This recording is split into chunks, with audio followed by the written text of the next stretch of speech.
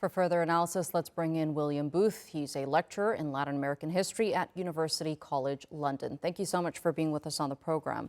So Maduro is calling this a U.S.-backed destabilization campaign. How significant is this move, and to what extent will it escalate tensions between Caracas and Washington?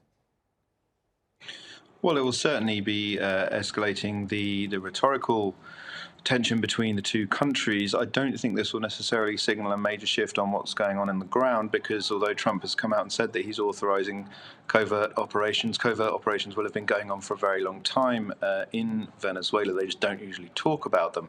But the fact that he's come out and said this is clearly a signal in the international discourse to try and provoke some kind of reaction from Maduro. What Trump wants, of course, is a collapse of the Maduro regime, but we've seen Maduro's attempting to arm the population, to mobilize the population, including non-military personnel, as a means of defending the country should this reach a point of invasion, which is clearly something that he's worried about, and what Trump's rhetoric, when he keeps talking about using land as well as sea, is driving at. Well, the Trump administration has justified their operations as part of its broader push for democratic restoration in Venezuela. But to what extent do these operations blur the line between supporting opposition movements and interfering in a sovereign nation's affairs? Well, the US has a long history of interfering in sovereign nations' affairs in Latin America, so I don't think that will come as a surprise to too many people in the region.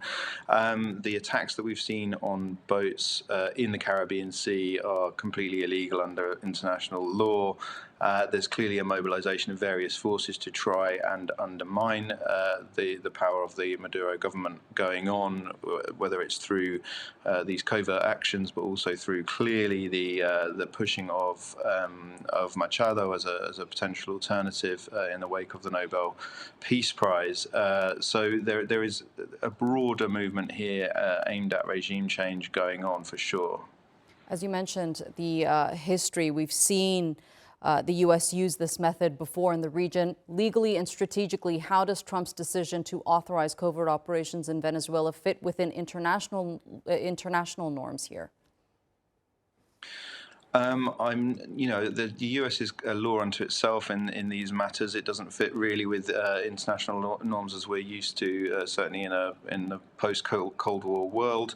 However, Trump does not really pay much attention to norms like this. So, which is not to say that the CIA hasn't been involved in various other things over the past 3 decades, but it's very rare for a president to come out and talk about covert tactics like this. The story of Maduro as some kind of uber drug lord is as far as any experts are willing to say, largely fictitious. So this is part of constructing a narrative, and Trump likes this kind of theater, and talking about blowing up boats, talking about covert ops is very much in his realm of this kind of hyper masculine approach to international relations. So we'll have to see where it goes in terms of the reaction in Venezuela.